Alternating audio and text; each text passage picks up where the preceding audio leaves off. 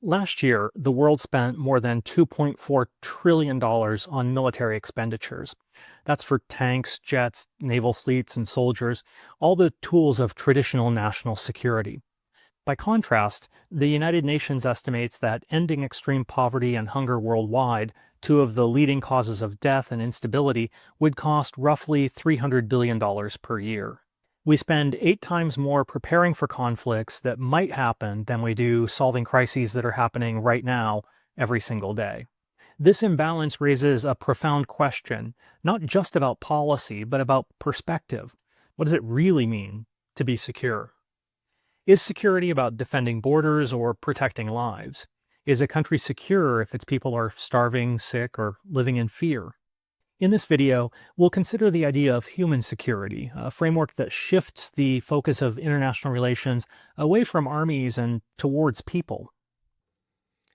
The idea of human security emerged in the early 1990s during a period of profound global change. The Cold War had just ended, the threat of nuclear conflict was receding, but new challenges were coming into focus: civil wars, ethnic violence, mass displacement, famine, and health crises. And increasingly, it was civilians rather than soldiers who were paying the highest price. At the same time, global institutions like the United Nations began to rethink what security actually meant in this new world. In 1994, the United Nations Development Program, the UNDP, released a landmark human development report that formally introduced the concept of human security to the international community. The report argued that security should not be defined only by weapons, armies, or territorial control, but by the safety and dignity of people. It introduced two central concepts: freedom from fear, which centered on protection from violence, conflict, and abuse, whether from war, domestic violence, or state repression; and freedom from want, which focused on protection from chronic threats like hunger, disease, poverty, and environmental collapse.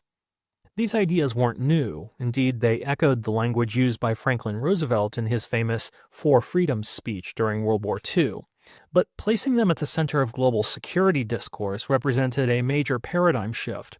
And most importantly, human security changed the referent of security, that is, the thing we're trying to secure. In traditional international relations, that referent is the state, but in the human security framework, the referent becomes the individual. This is more than just semantics, it reframes how we think about threats.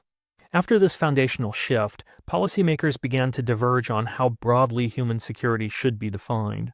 Two main approaches emerged, often referred to as the Canadian and Japanese schools. The narrower interpretation, often dubbed the Canadian school, centered on the freedom from fear aspect of the definition, focusing primarily on protecting individuals and communities from direct physical violence, especially war, genocide, ethnic cleansing, terrorism, and the proliferation of weapons that disproportionately harm civilians, like landmines. Proponents of this view, while valuing development, argue that lumping everything from hunger to climate change under the security label makes the concept analytically useless. If everything is a security threat, then nothing is a priority. To be a useful guide for policy, they contend, security must retain a focus on violent threats. The key difference from traditional security is that the referent object is the person, not the state. This school advocates for more top-down protection mechanisms. The main policy tools include humanitarian intervention and the responsibility to protect, or R2P, which emerged primarily as a result of this perspective's advocacy. Other policy tools include international criminal law, like the International Criminal Court, peacekeeping missions with robust mandates to protect civilians, and arms control treaties like the Ottawa ban on anti-personnel landmines. The broader Japanese school focused on the freedom from want element of human security. The approach closely aligned with the original UNDP report and argues for a comprehensive developmental view of security, maintaining that freedom from fear is impossible to achieve without freedom from want. It emphasizes the underlying structural causes of insecurity, including poverty, hunger, infectious diseases, environmental degradation, and lack of education. And it sees security as synonymous with human development and empowerment. From this perspective, a person saved from a civil war only to die from a preventable disease or starvation is not really secure. True, lasting security must be built from the ground up by empowering individuals and communities to live lives of dignity and full potential.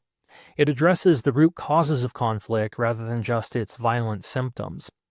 This school prioritizes bottom up empowerment strategies and policy tools, including official development assistance targeted at poverty reduction, investment in public health infrastructure and education, sustainable development projects, a direct precursor to the SDGs, and support for local community building and civil society organizations. But both approaches to human security reframe how we think about threats and how we design policies, as well as what kinds of responses are appropriate. And they open up space to ask what counts as violence, whose lives are worth protecting, and how do we build a world where security means more than just the absence of war? To move this from abstract idea to practical framework, the UNDP report broke human security into 7 distinct but interconnected pillars. The first is economic security. This means having an assured basic income, whether from a job, from self-employment, or from a public safety net. It's the core of freedom from want. When people face chronic unemployment or live in debilitating poverty, they lack the resources to build a stable life, making them vulnerable to exploitation, desperation, and social unrest. Economic security is thus conceptualized as the foundation on which other securities are built. Without basic income, for instance, a family can't achieve food security no matter how much food is in the market. The second element is food security. Food is one of the most fundamental human needs, and in simplest terms, food security means that all people at all times have both physical and economic access to food. Physical access means the food is actually available, it hasn't been destroyed by drought, flood, or conflict. And economic access means that people can afford to buy the food. A grocery store full of food is useless to a family who can't pay. A lack of food security is a direct threat to survival and a primary driver of conflict and migration. The third pillar is health security. This is about ensuring a minimum level of protection from diseases and living in a healthy environment. It includes everything from access to vaccines to affordable health care to having clean water and sanitation. As the COVID-19 pandemic illustrated, a health crisis is a security crisis. It can shut down economies, destabilize governments, and directly threaten the lives and well-being of billions regardless of national borders. Fourth, we have environmental security.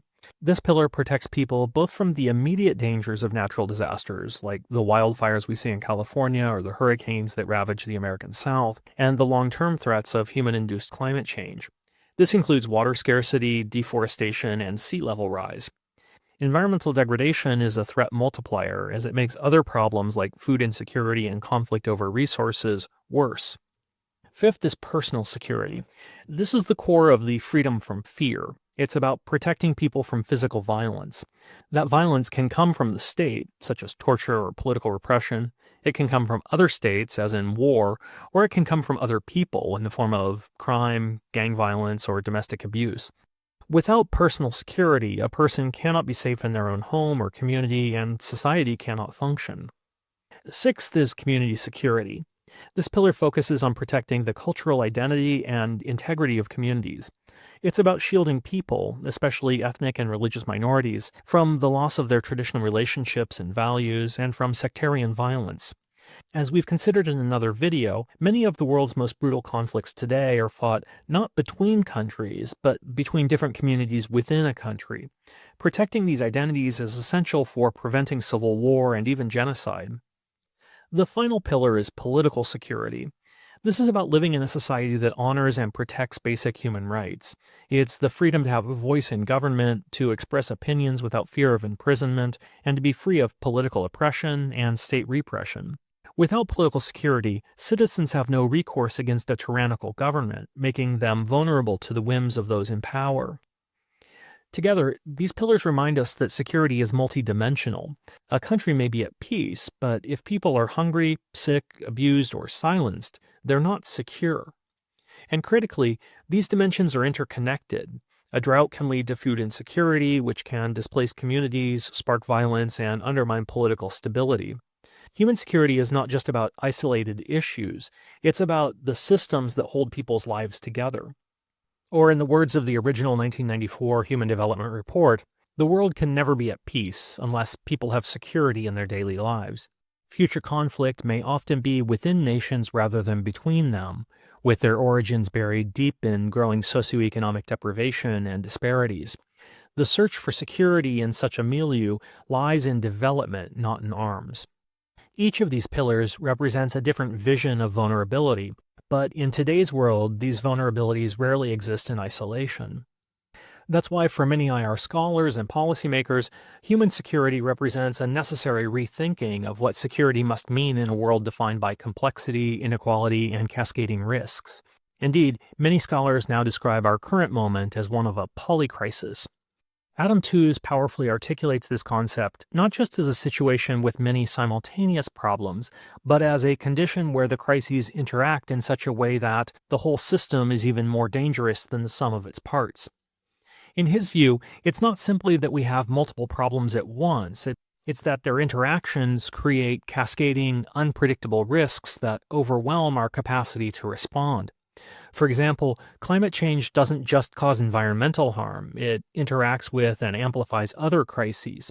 It affects food security, drives displacement, strains health systems, and fuels conflict over resources. A pandemic, as we saw, doesn't just stay in the health box. It becomes a political crisis, an economic crisis, and a human rights crisis all at once. In this context, the human security framework, which was designed 30 years ago to see the interconnections, becomes more important than ever. It provides a lens to understand these threats not as isolated incidents, but as a tangled system. And it urges us to think about solutions that are equally systemic, inclusive, and centered on people's lived realities. For most of the 20th century, IR scholars and policymakers focused on threats between states: invasions, arms races, balance of power, nuclear deterrence. In that view, international security meant national security, defending borders, deterring adversaries, and maintaining military strength. But human security forces us to zoom in. It asks us to consider what's happening inside those borders and to whom. If a country's military is strong, but its people are dying from preventable diseases, is it secure? If its borders are sealed, but its population faces police brutality, starvation, or repression, is it secure? Human security reframes the questions at the heart of international relations. Instead of asking, what threatens the state, we begin to ask, what threatens people? The greatest threats today, to lives, economies, and stability, often don't come from militaries at all. They come from non-traditional threats like pandemics, climate change, forced migration, food and water insecurity, political repression, gender-based violence, and so on. From the perspective of human security, these are not just humanitarian issues. They're structural security threats that spill across borders and destabilize entire regions. Human security thus challenges some of the core assumptions of the field, particularly in realist theory, which focus on state survival and the threat of war.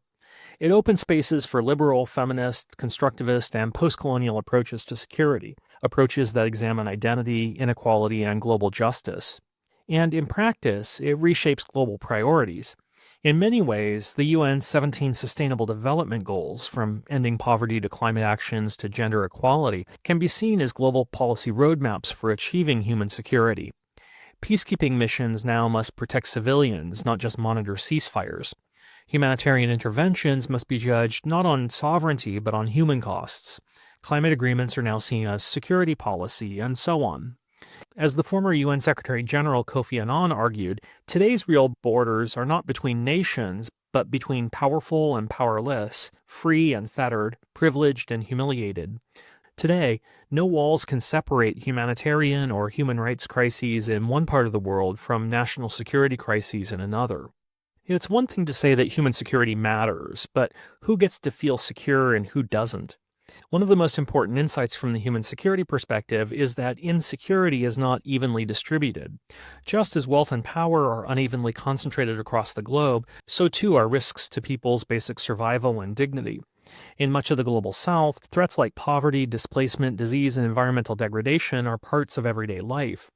These threats aren't just the result of bad luck or weak governance. They're often rooted in structural inequalities created by colonialism, underdevelopment, and an international system that privileges some lives over others.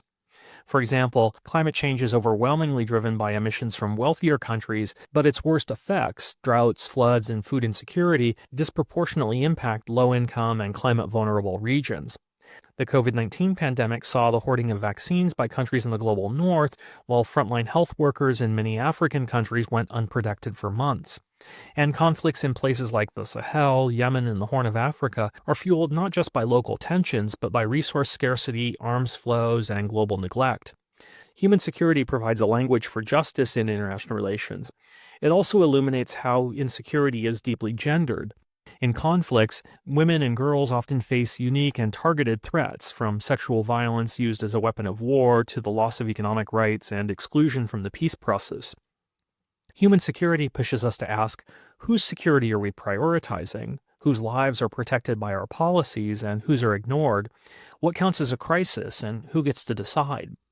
By focusing on individuals, especially the most vulnerable, human security forces IR scholars and practitioners to confront questions of power, race, class, and geography that traditional security frameworks often overlook.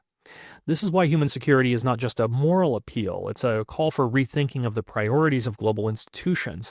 It asks whether our international system is built to protect people everywhere, or just those living at the right place at the right time with the right passport under the right kind of government.